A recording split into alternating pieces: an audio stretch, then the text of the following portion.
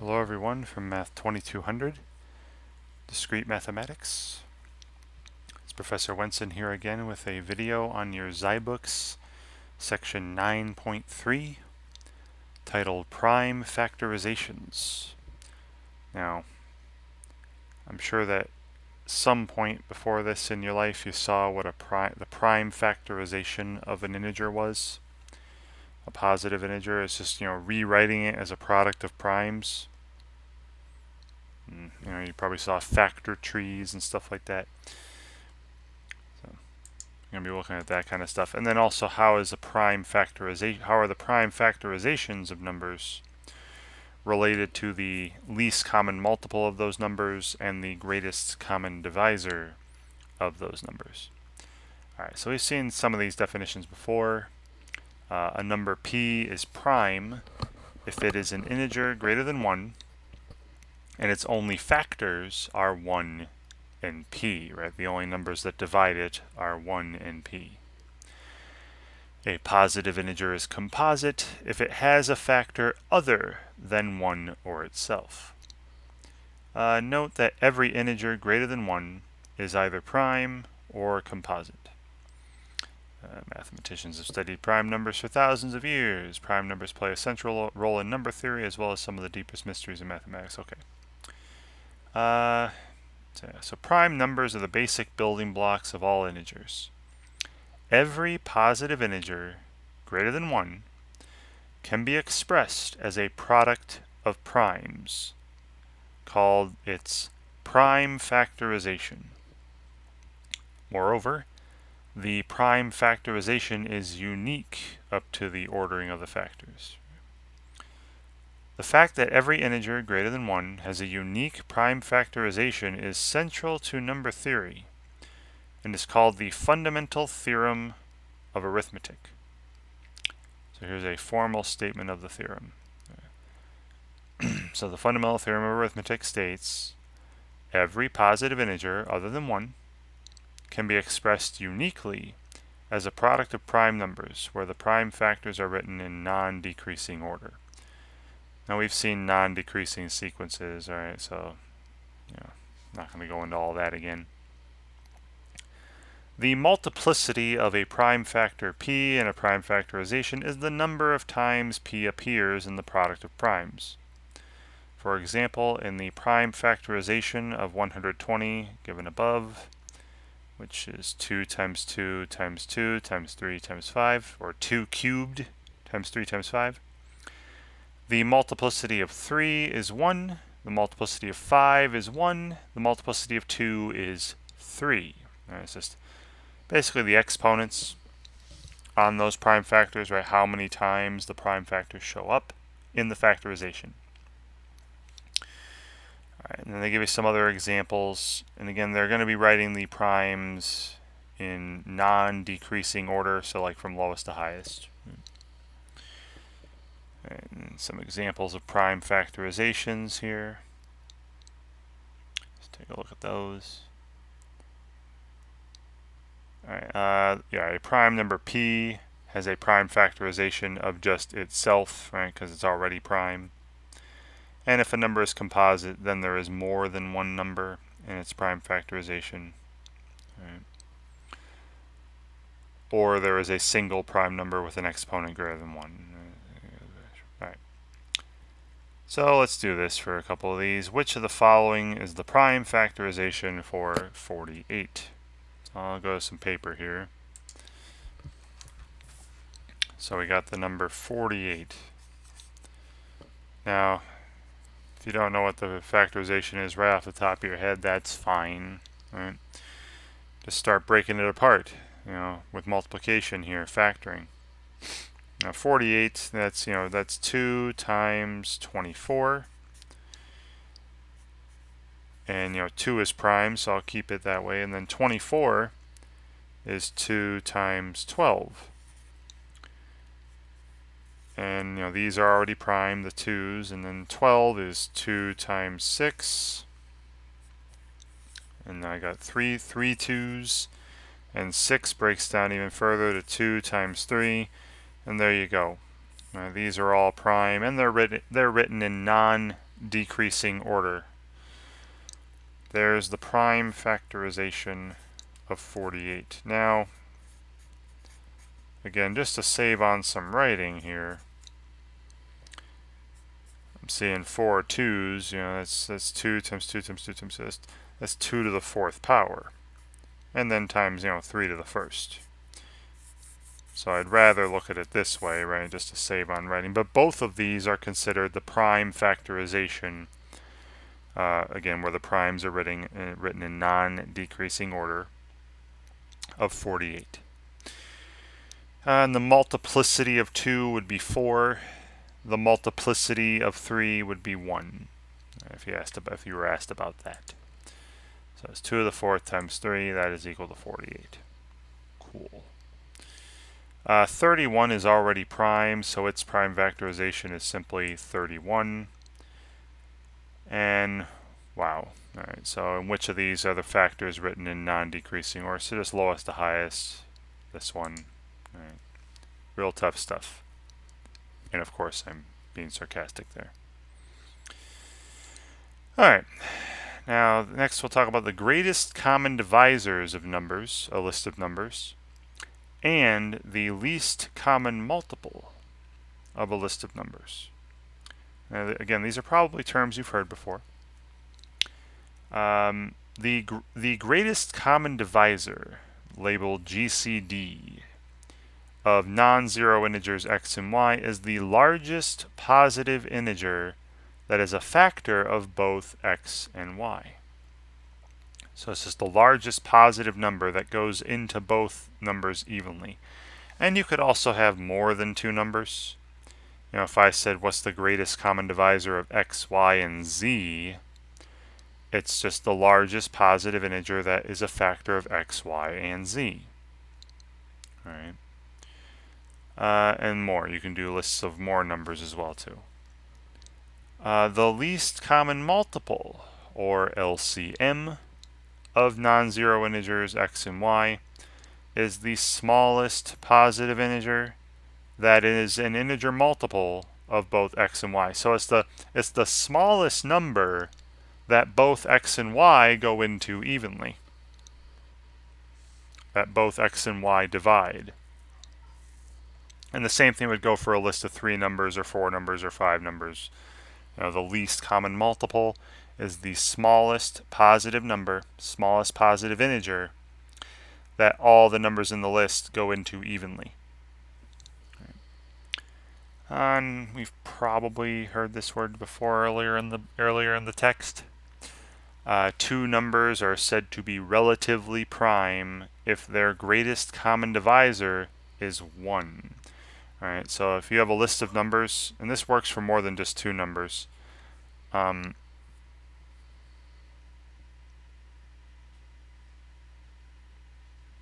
should just worry about 2 right now.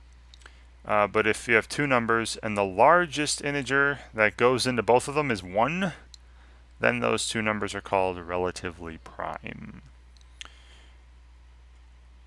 Alright, now, finding the greatest common divisor or least common multiple of a list of numbers is actually pretty simple once you have the prime factorizations. So they have an example here, 24 is, its prime factorization. You have 2 cubed times 3 to the first. And then the only reason they throw the 5 here is because there's a 5 in the prime factorization of 50. Say I was asked to find the greatest common divisor and least common multiple of 24 and 50. So 24 is 2 cubed times 3.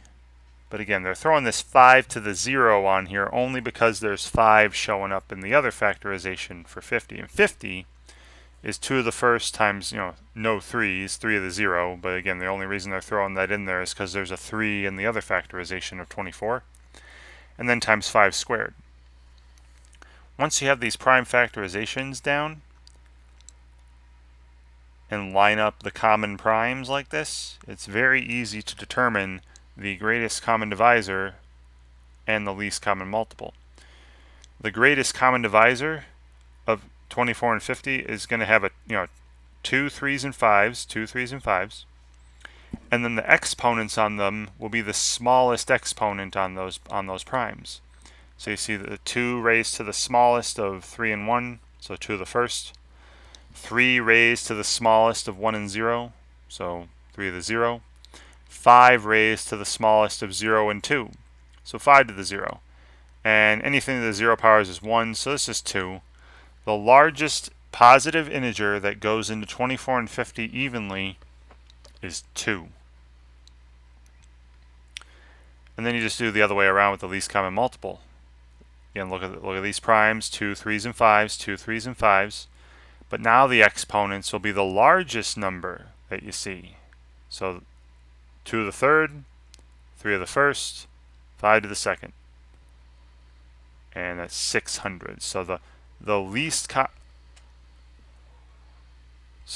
common multiple of 24 and 50 is 600. 600 is the smallest positive number that 24 and 50 go into evenly. The smallest. Now I know they go into 1200, 1800, any multiple of this, but again, this is the smallest, the least common multiple of 24 and 50. So very easy. It really is very easy once you have the prime factorizations, and they explain all that here with the, for the greatest common divisor, your exponents are the minimums, the minimum values. The least common multiple, your exponents are the maximum values, the largest exponent. So let's look at an example.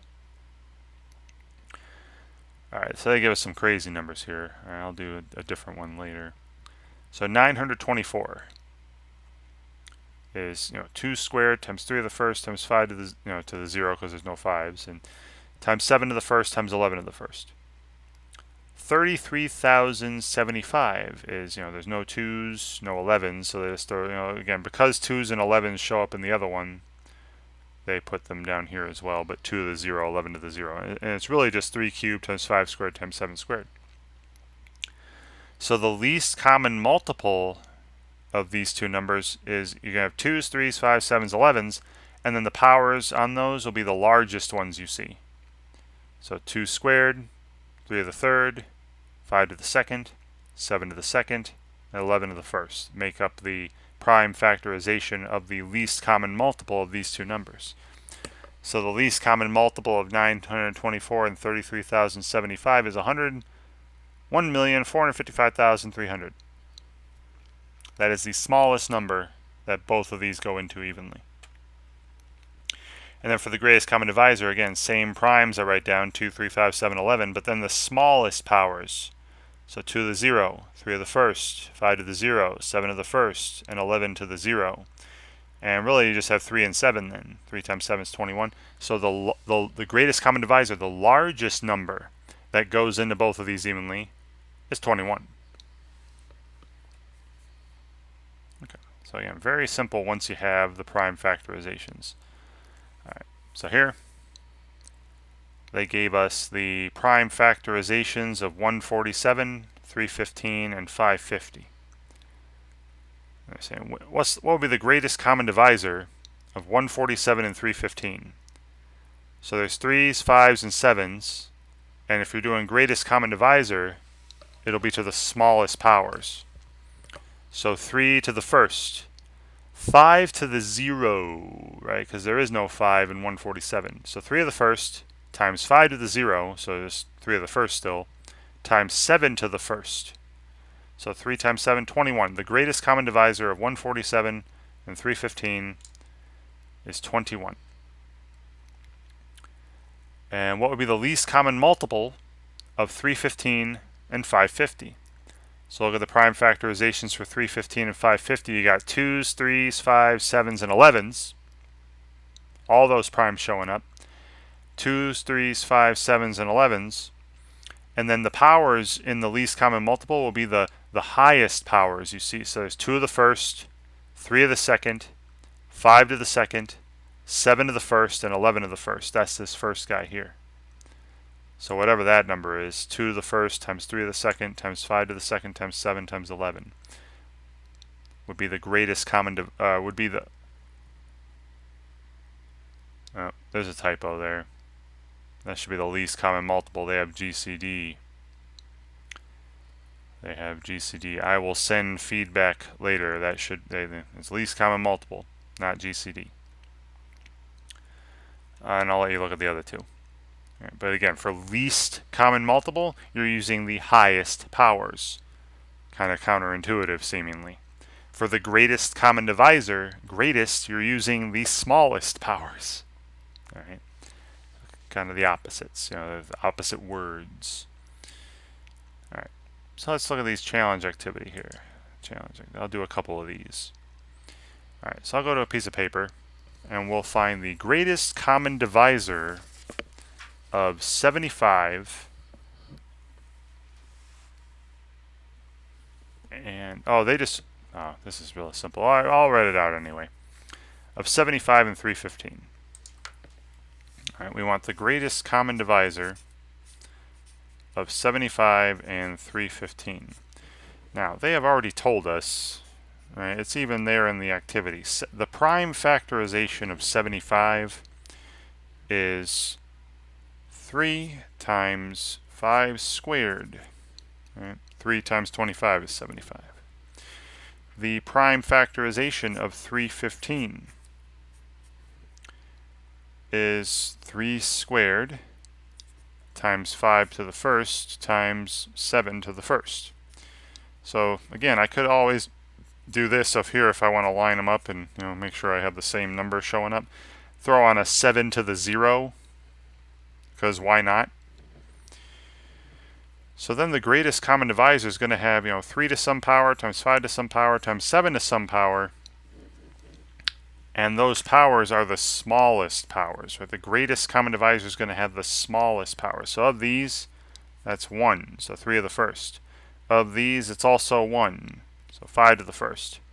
And then of these, it's 0, 7 to the 0. So I really don't need this, because 7 to the 0 is just 1.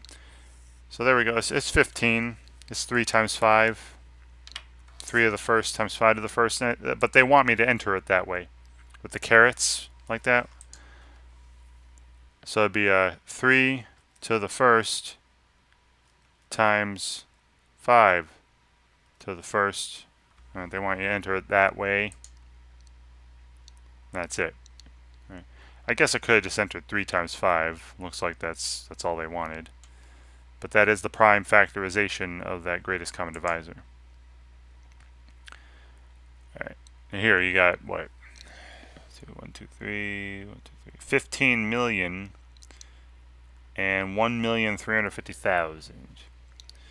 And they give us the prime factorizations, and again, they want the greatest common divisor. So it's going to have 2 to some power, 3 to some power, 5 to some power. Those are the only primes that are showing up. And then the powers on those will be the smallest ones I see. So I'll have 2 to the 4th, right, the smaller of 4 and 6 there. 2 to the 4th times 3 to the 1st times 5 to the 5th. So 2 to the lowest, 3 to the lowest, 5 to the lowest is the greatest common divisor.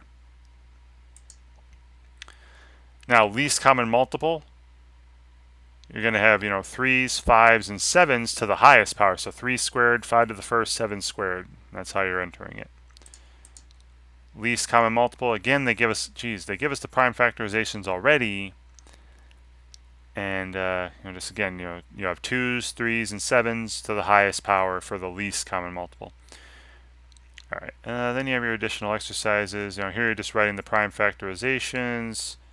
Here you're given, I hate this, they give you the prime factorizations. You should be able to figure these out on your own as well.